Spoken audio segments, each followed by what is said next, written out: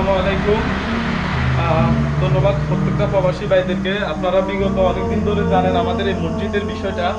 আমাদের প্রবাসী ভাইদের উদ্যোগে আমাদের এই মসজিদটা এই পর্যন্ত আমরা নামাজ শুরু করছি। আপনারা অনেকে জানেন মসজিদে নামাজ শুরু হয় নাই।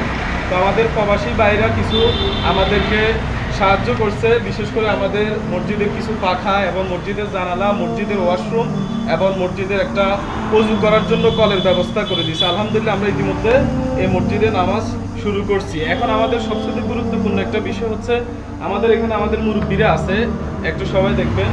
তো আমরা এই মসজিদের মধ্যে 5 ওয়াক্ত নামাজ আদায় করতেছি এবং পাশাপাশি জুমাটা হচ্ছে শুরু করতে চাইতেছি। তো এই ক্ষেত্রে আমাদের বিশাল একটা অ্যামাউন্টের প্রয়োজন, সেটা হচ্ছে আমাদের মাইকের জন্য।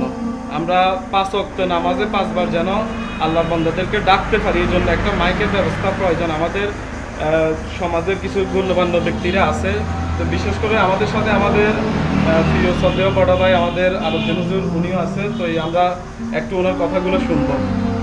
আসসালামু আলাইকুম ওয়া রাহমাতুল্লাহি। আলহামদুলিল্লাহ, আপনাদের অনুদানে আজকে আমাদের মসজিদ এতটুকু আসছে। আমাদের বাকি আর কিছু অল্প কিছু কাজের প্রয়োজন, বিশেষ করে আমাদের একটা এখন মাইক প্রয়োজন। যে মাইকটা হলে আমাদের মোটামুটি নামাজটা পরিপূর্ণভাবে আমরা করতে পারি বা আশপাশের মানুষকে আমরা ডাকতে পারি। তো আমরা আকুলভাবে অনুরোধ করতেছি, যারা পারে ইনশাল্লাহ যদি কোনো হৃদয়বান ভাই পারি একটা মাইক ব্যবস্থা করবে ইনশাল্লাহ। ধন্যবাদ আমাদের আলাউদ্দিন ভাইকে।